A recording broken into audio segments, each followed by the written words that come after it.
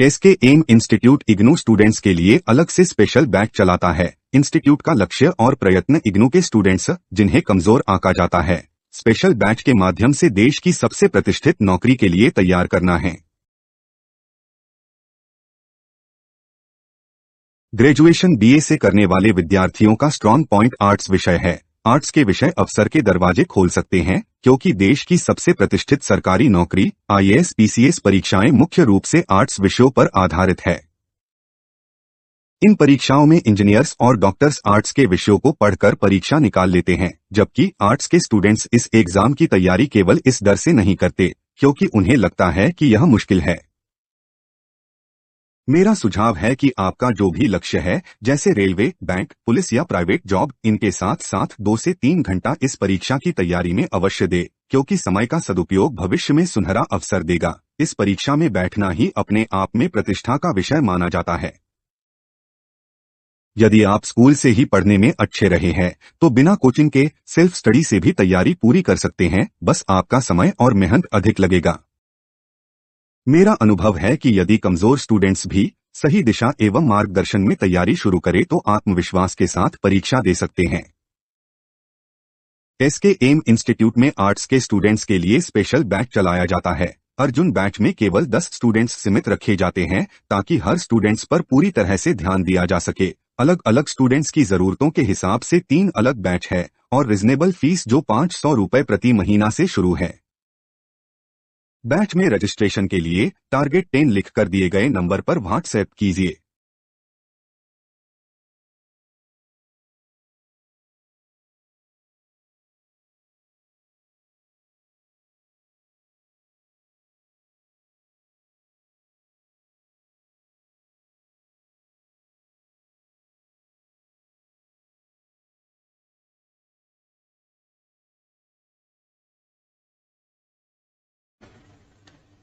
Last class में मैंने महाजनपद के बारे में, जो 16 महाजनपद है उनके बारे में मैंने पढ़ाया था।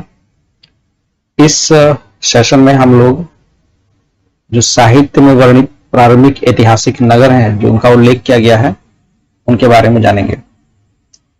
बेसिकली जो साहित्य है, बौद्ध धर्म के जो साहित्य है, उसमें काफी अच्छे से पूर्व और जनपद, नगर और निगम, इनके बारे में बताया गया है।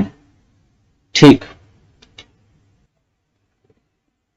जो बौद्ध भिक्षु थे, जैसा कि पिछली क्लास में मैंने बताया था कि जो बौद्ध धर्म था, उसके जो अनुयायी थे ज्यादातर जो है शहरों में रहते थे, नगरों में रहते थे, और यहाँ पर वे प्रचार वगैरह जो उनका होता था, यह नगर में से एक नगर से दूसरे नगर में हुआ करता था। तो इसलिए काफी अच्छे से नगर के तौर तरीकों से परिचित थे। ग्राम जो है, ग्राम गांव को बोला जाता है या उस इलाके को बोला जाता है जहां जो इलाका ग्रामीण हो। लेकिन जो निगम होते हैं तो वो छोटे कस्बे, मतलब जिसमें बाजार हो। ठीक है, अब गांव के आसपास कोई ऐसा इलाका जिसमें बाजार हो और बाजार के जो आसपास जो बस्तियां हो, उसको निगम बोला जाता है। ठीक है, उसको निगम बोला जाता था।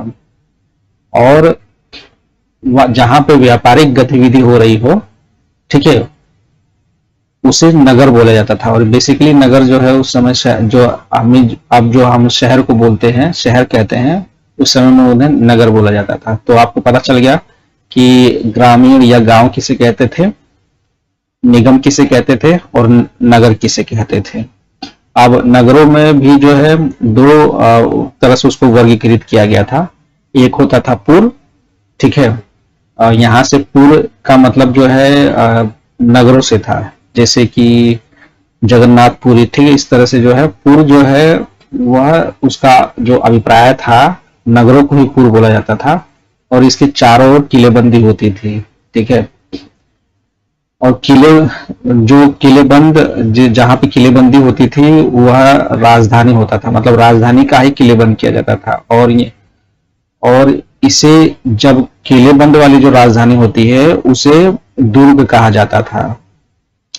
और ये जो दुर्ग है ये पूरे देश को, यानी कि जो पूरा राज्य है उसको शाही मार्गों से जोड़ता था, और उस शाही मार्ग को राजमार्ग के नाम से जाना जाता था। तो इस तरह जो इस तरह से जो महानगर जो है उनके बारे में जो भी जानकारी हमें उपलब्ध हुई है वह बौद्ध ग्रंथों से हमें प्राप्त पता चला है। कुछ जगह हैं जो नगर जो है, जैसे कि चंपा, राजगृह, श्रावस्ती, साकेत, कौशाम्बी, बनारस, ये भव्य महानगर है, ठीक है, जहाँ पे जो बुद्ध थे, गौतम बुद्ध, वो वहां पे विश्राम किया करते थे।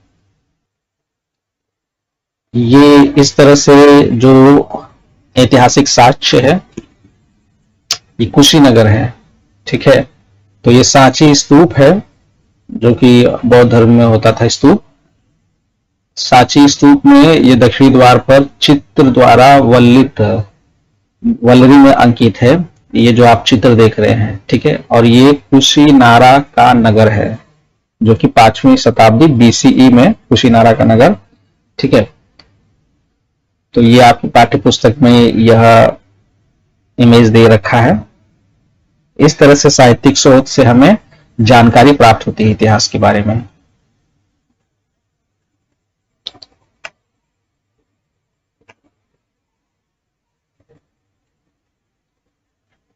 अब ये बोध प्रश्न है पाठ्य पुस्तक में से।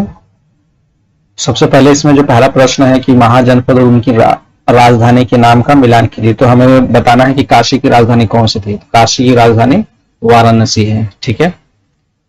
अंग की जो राजधानी है वह चंपा, और वज्जी की राजधानी वैशाली थी, और वत्स की राजधानी कौशाम्बी। अब ये प्रश्न नंबर 2 है कि समकालीन साहित्य में उल्लिखित नगरों के प्रकारों को 10 टिप्पणियां या पंक्तियां लिखिए।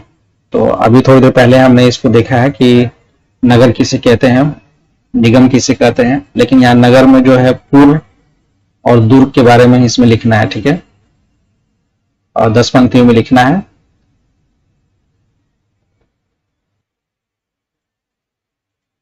तो यहां से हम जो है लिखना स्टार्ट करेंगे कि जो साहित्य है, साहित्य में नगरों का वर्णन किया गया है।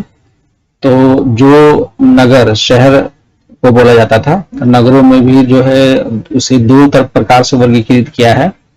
पहला जो है वो पुर है। पुर का जो मतलब है यहाँ उन नगरों से है जिनके चारों ओर किलेबंदी होती थी, और किलेबंद राजधानी को दुर्ग कहा जाता था, ठीक है। और यह जो दुर्ग है वह समस्त राज्य को शाही मार्गों से जोड़ता था, जिसे राजमार्ग कहा जाता था। और जो महानगर है इसी तरह से उनके विषय में भी जो जानकारी हमें प्राप्त है, ठीक है, उनमें भी यही सब जो है व्यवस्था होती थी। और बुद्ध के जो समर्पित शिष्य जैसे आनंद ने उस समय जो है महानगरों के बारे में जो उन्होंने बताया वह चंपा, राजगृह, श्रावस्ती, साकेत, कौशाम्बी तथा बनारस जैसे भव्य महानगरों बुद्ध के अंतिम विश्राम स्थल के लिए उपयुक्त बताया था। किसने? आनंद ने। तो इस तरह से निगम जो है वह वास्तव में स्थानीय बाजार या विनिमय केंद्र थे। विनिमय का मतलब होता है यहाँ पे एक्सचेंज वगैरह जो होता है, ठीक है, धन का एक्सचेंज या सामान के बदले सामान का एक्सचेंज, ठीक है, या सामान देकर के जो है आप जो है मुद्रा लेना, तो इस तरह का एक्सचेंज हुआ करता था।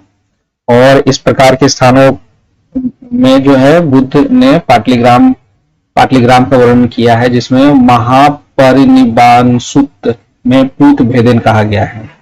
ठीक है, इतना डिटेल में जानने की जरूरत नहीं है।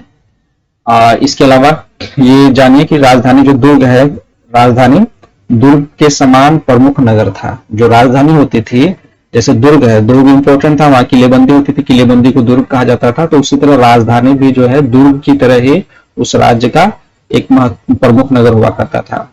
और साहित्यिक स्रोतों से ये पता चला कि अक्सर इनकी दीवारों जो है, द्वारों और नगर के पहरे की मीनारों तथा शहर की भीड़ भाड़ वाले जीवन का इसमें वर्णन मिलता है साहित्यिक स्रोतों में।